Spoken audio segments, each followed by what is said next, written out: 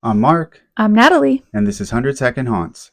Today's truly traumatizing movie is Incident in a Ghostland. This was one of the most fucked up movies I've ever seen, so watcher beware. Don't be fooled by the title. There are no ghosts.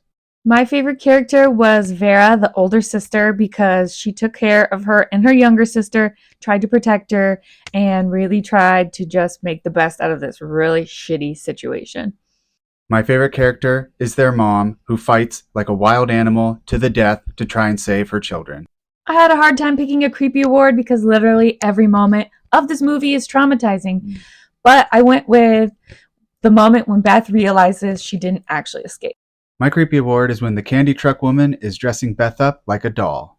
My best scare is when Beth is sitting with all the dolls and the fat man grabs the one right next to her and lights it on fire. My best scare is when Beth is locked up in a cabinet with basically Annabelle and the thing starts laughing and going off and she's trying to hide from the fat man.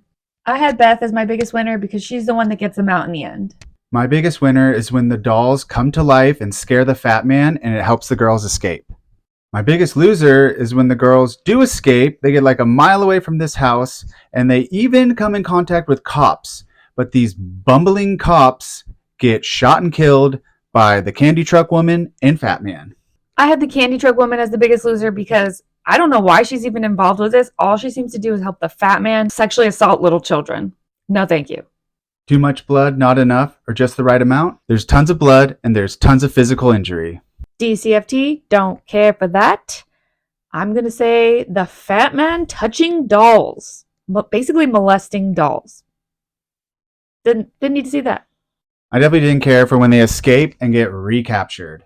Just like with Unsane, they didn't really seem to know when to quit. And our final girls are Beth and Vera. They finally do escape. Thank God. It seems like some competent cops finally show up to the house. The title definitely made me think this movie was going to be quite spooky, but it was just extremely traumatizing. Unless you like watching children get kidnapped and raped and tortured. No, thank you. And that's it for us here on 100 Second Haunts.